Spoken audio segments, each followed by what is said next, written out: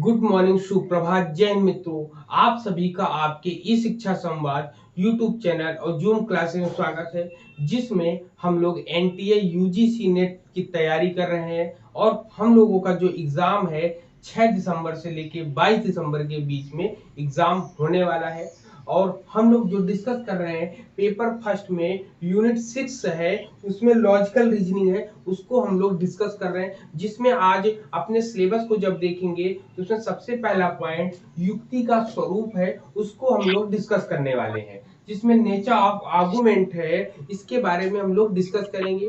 तो सबसे पहले युक्ति क्या होती है उसके बारे में हम लोग डिस्कस करेंगे। ठीक, तो इसमें सबसे पहला पॉइंट यही कहता है कि युक्ति मतलब किसी भी युक्ति का मतलब क्या होता है। जब तर्कवाक्य हो, जब कह सकते हैं कि अनुमान का वह रूप जिसमें दो या दो से अधिक तर्कवाक्य हो। मतलब कह सकते हैं यहाँ पे आप लिखेंगे तर्कवाक्यों।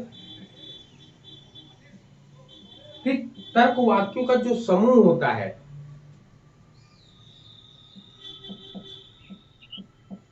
ठीक ठीक, जो तर्क वाक्य होते हैं, तर्क वाक्यों का जो समूह होता है क्या बोलते हैं, तर्क वाक्यों का एक समूह। कोई भी आपसे पूछे कि युक्ति क्या होती है तो आप बताएंगे तर्क वाक्यों का जो समूह होता है उसी को हम लोग युक्ति बोलते हैं। मतलब अनुमान का वह स्वरूप। अब ये किसके अंतर्गत आता है, तर्क वाक्य किसमें आएंगे, कैसे आएंगे। तर्कवाक में मैंने आपको बताया कि जब कभी हम अनुमान पढ़ते हैं, अनुमान में तर्क लगाते हैं ना, कि भाई वहां पर धुआं दिखा है तो मैंने तर्क तुरंत लगा लिया, कि लॉजिक लगा लीजिए। कहते नहीं तुमने कैसे लॉजिक लगाया कि वहां पर वो व्यक्ति उपस्थित है। तो आप तो वहां पर जब कभी तर्क की बात करते हैं तो तर्क हमेशा अनुमान में ही होगा। तो अनुमान में कहते हैं अनुमान का वह स्वरूप या अनुमान का वह रूप, जिसमें आप परिभाषा लिख लीजिएगा, अनुमान का वह रूप जिसमें दो या दो से अधिक तर्कवाक्यों का, जिसमें दो या दो से अधिक तर्कवाक्यों का एक समूह होता है, युक्ति कहलाती है। अब युक्ति में होती क्या क्या चीजें, युक्ति में आपके दो चीजें निकल कर आती हैं। क्या होता है, एक होता है आधार वाक्य, एक होता है आधार वाक्य होता है, ठीक है, और दूसरा होता है निष्कर्ष।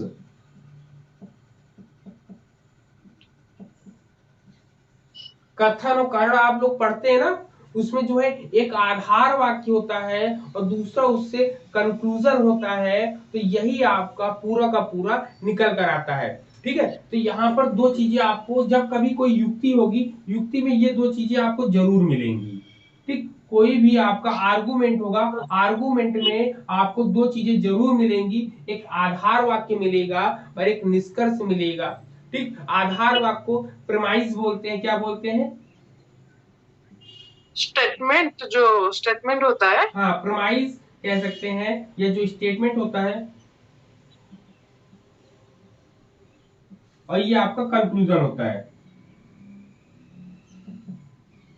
ठीक, ये कंक्लूजन होता है आपका। तो ये दो चीजें कहते हैं युक्ति का जो निष्कर्ष, युक्ति का निष्कर्ष वह तर्कवाक्य है। अब एक एक पॉइंट लिखेंगे कि निष्कर्ष क्या होता है, निष्कर्ष के बारे में लिख लीजिए, पहले हेडिंग डाल लीजिए युक्ति का निष्कर्ष लिखिएगा। लिखिए, युक्ति का निष्कर्ष वह तर्कवाक्य है,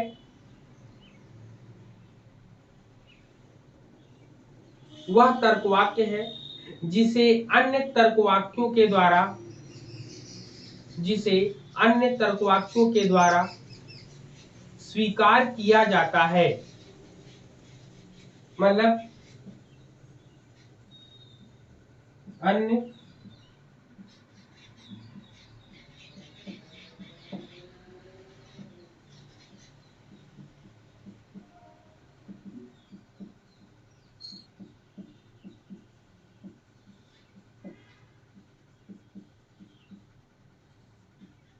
ठीक, निष्कर्ष क्या होता है? निष्कर्ष की परिभाषा होगी कि युक्ति का निष्कर्ष वह तर्कवाक्य है जिसमें अन्य तर्कवाक्यों के द्वारा जो है स्वीकार किया जाता है जी, ठीक है, तथा वे तर्कवाक्य जो निष्कर्ष को स्वीकृति के लिए जो है हेतु या साक्ष्य प्रस्तुत करते हैं। अब यहाँ पर तो ये हो गया भाई तर्कवाक्य। निष्कर्ष किसे कहते हैं? तो आप बताएंगे अन्य तर्कों के द्वारा जो स्वीकार किया जाता है उसे हम लोग निष्कर्ष कहते हैं। अब लेकिन ये क्या होता है? आधार वाक्य क्या होता है? तो आधार वाक्य कहता है कि निष्कर्ष के स्वीकार करने के लिए जो आप लोग प्रमाण प्रस्तुत करते, जो हेतु या साक्ष्य प्रस्तुत करते हो, वही आपका प्रमाइजेस कहलाता है। ठीक ना? क्या कहलाते हैं? कहते हैं निष्कर्ष को स्वीकार करने के लिए, निष्कर्ष की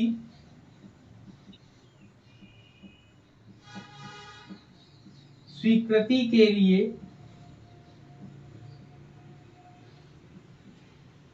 ये निष्कर्ष की स्वीकृति के लिए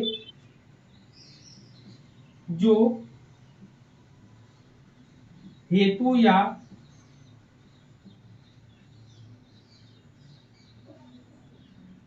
साक्ष्य, हेतु या साक्ष्य प्रस्तुत करते हैं,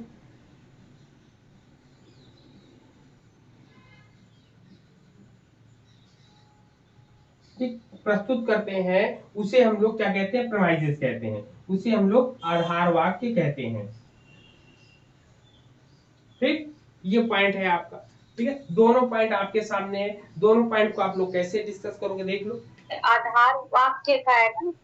हाँ, आधार वाक्य लिखा है ये कि निष्कर्ष की स्वीकृति, मतलब निष्कर्ष को मनवाने के लिए जो निष्कर्ष आपका निकलेगा वो निष्कर्ष आपका सही है कि गलत है, उसके लिए जो भी आप प्रमाण प्रस्तुत, जो भी आप हेतु प्रस्तुत करते हो या कोई साक्ष्य प्रस्तुत करते हो, एविडेंस प्रस्तुत करते हो, तो वही आपका आधार वाक्य होता है। अब जैसे इसका एग्जाम्पल आप लोग लिखोगे, इसका एग्जाम्पल क्या होगा? इसका एग्जाम्पल आप जो है यहाँ पर लिख सकते हो, यहाँ पर, ठीक है, यहाँ पर देखो क्या होगा। जैसे मान लो कि सभी मनुष्य मरणशील हैं, लिखेंगे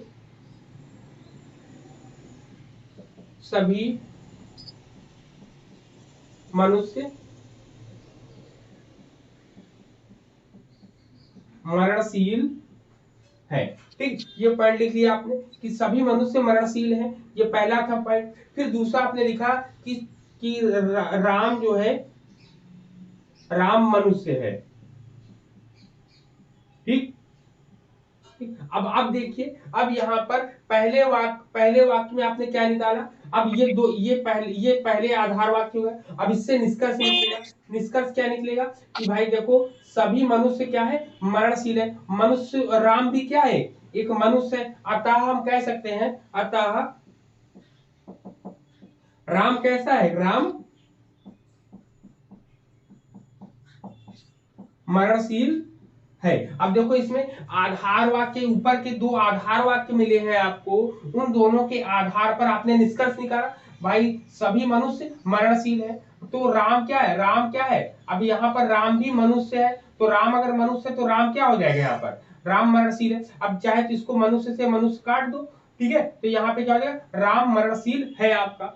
ऐसे भी निकाल सकते हो, दो तरीके आपके हैं, दोनों तरीके से आप निकाल सकते हो। क्लियर पॉइंट यहाँ पर बताइए। नहीं सर, ये पॉइंट थोड़ा रिपीट कर दीजिए। सभी मनुष्य, जैसे सभी मनुष्य, all men या all human are mortal, ठीक है, all human are mortal, then Ram is human, ठीक है, राम human, तो कह सकते हैं राम is mortal, कि राम भी मरणशील है। मतलब कह सकते हैं सभी मनुष्य मरणशील हैं। ठीक है, पहला पॉइंट तो ये हुआ कि भाई संसार में जितने मनुष्य हैं सभी मरणशील हैं। तो उन्होंने कहा कि राम भी क्या है? राम एक मनुष्य है, तो इसका मतलब तुरंत आपने तर्क लगा लिया कि इसका मतलब राम भी मर जाएंगे। ऐसे ही तर्क छोटे बच्चे लगाते हैं ना, तो आप कहेंगे हाँ राम भी मरणशील है। तो ये आपका क्या हो जाएगा? ये आपका यहाँ ऊपर वाले आपके आधार, इसको लिख लिया, ऊपर वाले जो है आधार वाक्य है आपका, आधार वाक्य है, और नीचे वाला ये जो है ये निष्कर्ष है आपका। ठीक, निष्कर्ष है आपका। तो ऐसे इसमें एग्जाम में क्वेश्चन ऐसे ही पूछे जाते हैं आपके। क्लियर पॉइंट, चले आगे। हाँ चल, अब इसको थोड़ा सा और इसमें अगर हम बात करें तो इसमें कहता है कि एक युक्ति, युक्ति का मतलब होता है आर्गुमेंट, कहते हैं एक युक्ति जो है जिसमें दो आधार वाक्य तथा एक निष्कर्ष होता है। अब देखो दो आधार वाक्य दिए, नंबर एक ये हो गया, नंबर दो ये हो गया, ठीक। अब ऐसा होता है युक्ति में हमेशा दो आधार वाक्य और एक निष्कर्ष जरूर निकलेगा। तो यहाँ पे तर्क वाक्यों की संख्या जो है एक, दो या इससे अधिक भी हो सकती है। अब यहाँ पे आधार वाक्य का स्वरूप जो है एक भी हो सकता है, दो भी हो सकता है, तीन भी हो सकता है, ढेर सारे हो सकते हैं, ठीक। लेकिन जब कह सकते हैं कि तर्कवाक्य जो है साक्ष्य या हेतु देने के लिए आते हैं तो उन्हें आधार वाक्य कहते हैं। मतलब आधार वाक्य की परिभाषा अगर आपसे पूछा जाए कोई कि आधार वाक्य क्या होता है, तो आप कुछ नहीं बताओगे कि एक तर्क एक वाक्य होता है, दो वाक्य, कुछ नहीं। आप बताओगे जिसमें कोई साक्ष्य प्रमाणित करे, कोई साक्ष्य बताए, कोई एविडेंस दे या कोई हेतु आपको दे, तो वो आपका हेतु में क्या होता है, कोई आपको तर्क दे कोई भी चीज के बारे में, तो वही आपका क्या होता है, वही आपका आधार वाक्य कहलाता है, ठीक है। जैसे एग्जाम्पल में कैसे हम सिद्ध कर सकते हैं, जैसे कह सकते हैं जब किसी युक्ति के आधार वाक्यों से जिस तर्क वाक्य को सिद्ध करने का दावा किया जाता है उससे हम निष्कर्ष कहते हैं। जैसे इसका एक एग्जाम्पल आप दे सकते हो कि सभी फिल्म अभिनेता गायक हैं। एक एग्जाम्पल दिया गया, एक जो है आपको आधार वाक्य में अपने से कुछ भी नहीं लगाना है, जो लिखा जाएगा उसी से आपको लगाना रहेगा। अब जैसे एक इस क्वेश्चन में आपको देते हैं, इस क्वेश्चन को अगर आप सॉल्व कर लेंगे तो आप बता ले जाएंगे आगे की चीजें को, ठीक है ना। चलो एक देता हूं मैं, जैसे लिखेंगे आप लिखेंगे सभी फिल्म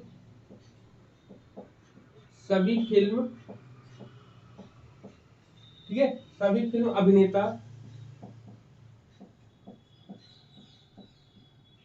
गायक हैं, गायक हैं, ठीक है, नंबर एक। नंबर दो कह रहा है कि प्रमोद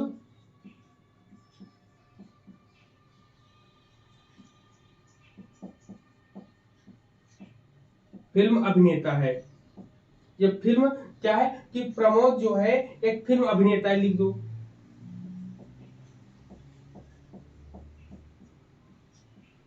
अभिनेता है, ठीक है। अब बताइए निष्कर्ष क्या निकलेगा, बताइए इस प्रश्न में हेलो, निष्कर्ष क्या निकलेगा।